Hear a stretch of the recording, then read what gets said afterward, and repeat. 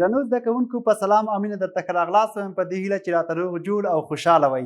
ګرانو زده کوونکو زموږ تاسو درس چې دی د تېرې یوه برخه مو لوستې وه، خبرې مو ورباندې کړې وې، نو نن زموږ تاسو خپله درس دی انسان.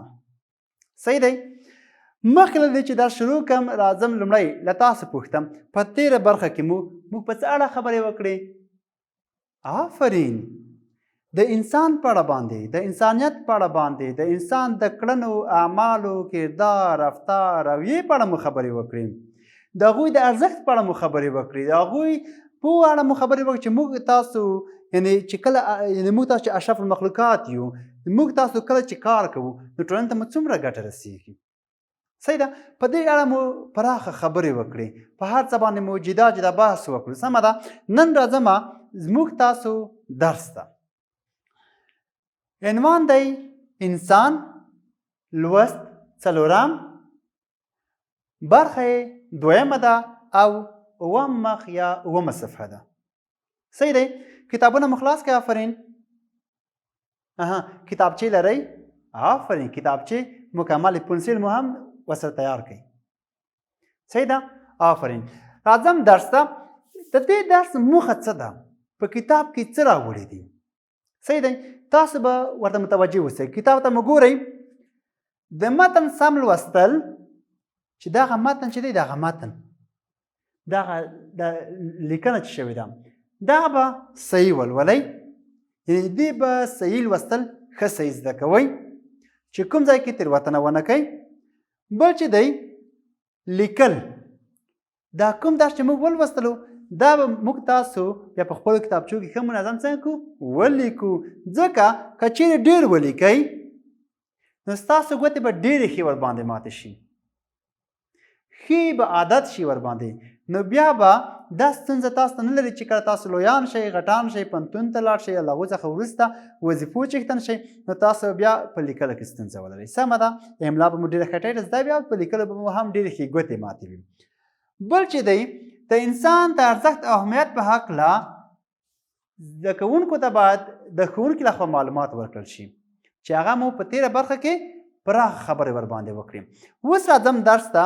کتاب ته مو ګورئ، متوجه اوسئ. لوی خدای جل جلاله انسان د یو عقل لرونکي موجود په توګه پیدا کړی دی. یعنې خدای جل جلاله انسان ته عقل ورکړی دی. ګورئ موږ تاسو خبرې ورباندې وکړې. اوس نور حیوانات عقل نه لري، خو انسان چې دی عقل لري.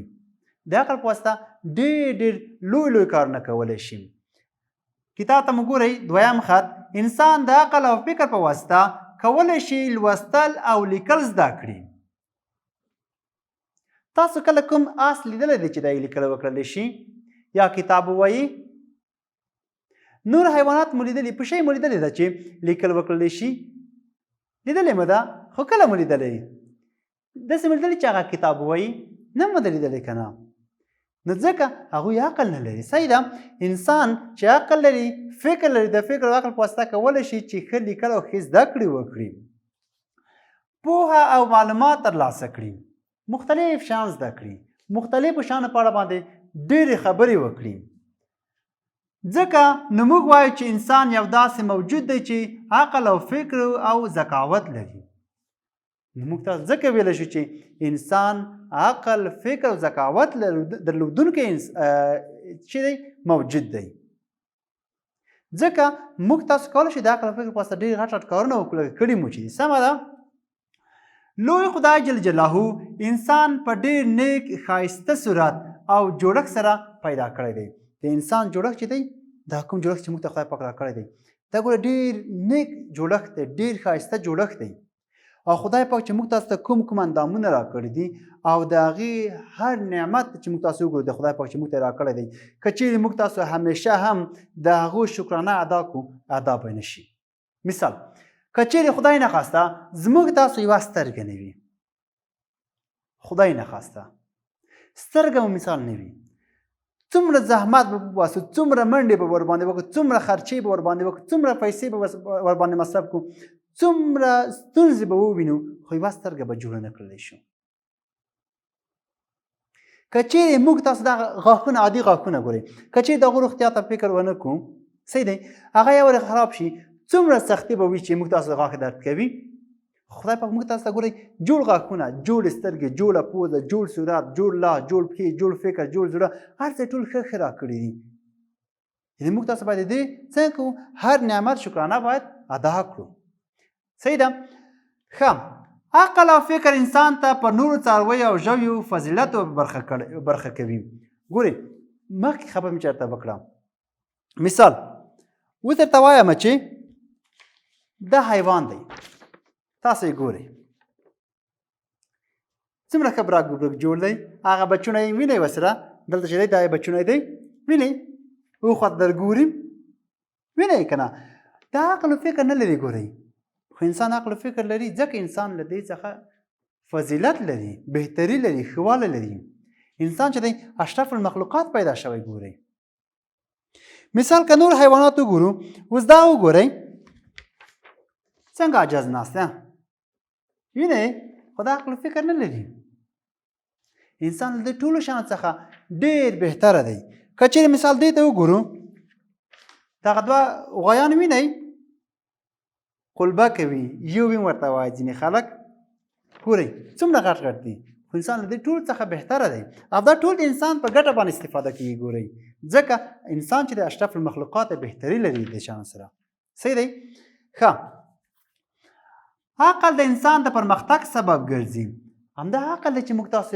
ته پرمختګ را په برخه کړی دی موږ تاسو په واسطه باندې ګورئ جهانونه ونښلول سره د دنیا یو سر و بل سره نښلولي دي همدغه د انسان هغه کوم ذهنیت چې دی د خپل ذهنیت او فکر او عقل په واسطه باندې دومره نوې ټکنالوژي را پیدا شوې چې د دنیا له یوه سر ته بل سره پورې سر نښلولي دي ګورئ صحیح دی انسان کولی شي چې د نورو څارویو په څېر خواړه وخوري او حرکت وکړي صحیح دی نور څاروي چې دي نور حیوانات چې دي هغه هم حرکت کولی شي هغه هم خوراک کولی شي خو مګم انسان چې دی انسان دا شی خوراک هم کولی شي حرکت هم کولی شي خو مګم چې نور څاروي کار نه لري یو شی نه لري هغه عقل و ذکاوت و فکر د چې نه لري خو مګم انسان دا شان لري نو ځکه له هغې څخه بهتر دی دلته خو د عقل او فکر په واسطه د انسان او حیوان ترمنځ توپیرونه موجود لکه مخکې چې مې درته ویلې ګورئ څه پوښتنې کړي دي کتاب ته مو ګورئ آیا انسان کولی شي چې د هوسۍ آس پړانګ په څېر چابک وزغلي پوښتنه یې کړې دا مو کله لیدلې هوسۍ صحیح ده دا ډېره چابکه ده ډېره تیزه منډې وهي تاسو دا لیدلې چې انسان کولی شي چې دومره تیزه منډه وکړي دومره تیز لاړ شي بله و انسان د هوسۍ آس په څېر انسان دومره تیز تللی شي لکه د آس تللی شي دومره تیزې منډې ویلی شي و انسان د پړانګ په څېر تیز او چابک تللی شي تللی شي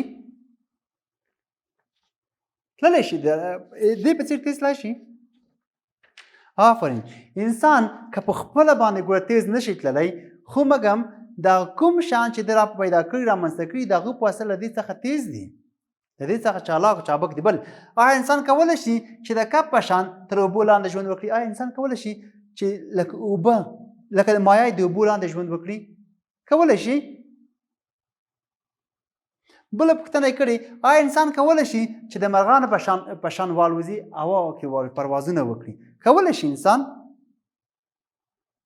آفرین ګورئ راځئ درس ته د دې پوښتنو ځوابونه روښانه دي چې انسان دغه کارونه نشي کولی خو وکړای شول چې موټر الوتکه او داسې نور شیان جوړ کړي چې تر هوسۍ آس او پړانګ ګړندي وي همداسې شیان جوړولی شي چې له هوسۍ نه له آس نه له پړانګ نه تیز لاړ شي طیاره یې جوړه کړه ګورئ چې په هوا کې الوځي مثال موټر یې جوړ کړل که نه نور ټکنالوژي وکارول چې د هغو څخه چالاکه دي بل انسان وکولی شول چې کښتۍ جوړه کړي چې په سمندر کې حرکت وکړي ګورئ که څه هم د مایانو په څېر په اوبو کې نشي تللی خو مګم د کښتۍ په واسطه چې انسان جوړه کړې ده اول کښتۍ چا جوړه کړه آفرین نوح علیه السلام جوړه کړه.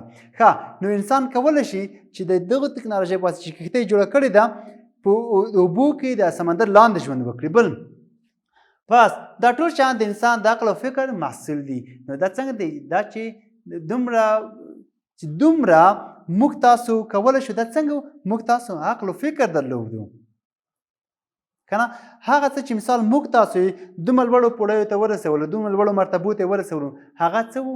هغه زموږ تاسو خپل عقل او فکر وو چې دومره لوړو پوړیو ته ورسولو. که چیرې موږ تاسو له خپل عقل څخه ښه کار واخلو، ښه ګټه واخلو، ښه فایده واخلو، نو موږ تاسو به په راتلونکي کې ډېر ښه کارونه او ډېر اسانتیاوې به رامنځته کړو، ډېر ښه کارونه به وکړو، د راتلونکي نسل لپاره به ډېرې اسانتیاوې پیدا کړو. اوس ګورئ یو نفر دی مثال طیاره یې جوړه کړې ده. صحیح ده؟ طیاره خو پیژنئ طیاره؟ لا طیاره حتما لري. ګورئ دا څه رقم یې جوړه کړې، ګورئ ډېر ښه جوړښت لري. وینئ دا طیاره ګورئ په څومره سرعت سره تر کوم ځایه پورې په څه رقم باندې ځي او څومره سوارلي وړلی شي، څومره بار وړلی شي. کښتۍ ګورئ که نه په سمندر کې ګورئ څومره بار وړي، څومره سوارلي وړي، څه رقم حرکات کوي، په څه رقم خطرناکو ځایو کې ځي. دا چی په واسطه رامنځته شوي؟ خو د انسان د عقل په واسطه رامنځته شوي دي.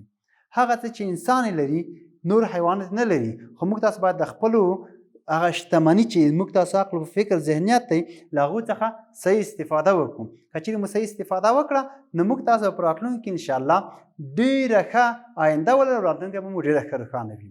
ښه زده کوونکو چې راسره ستړي نه شئ، زموږ تاسو نن ورځ درس همدومره بس دی. سمه ده؟ ستاسو کورنۍ دنده به د همدغه درس لیکلي وي. یا وارې به په کور کې ښه صحیح وایئ، ښه دقیق هغه لغتونه مو چې نه وي هغه به راباسئ ترې، هغه بل درس کې انشاءالله معنا کوو، جملې به هم ورته جوړوو او د دغو درس صحیح منظم ښه په ارام سره به ولیکئ په خپلو کتابچو کې، نو بله ورځ به یې له ځان سره ولرئ. تر بیا پورې مو په خدای سپارم. ښې چارې.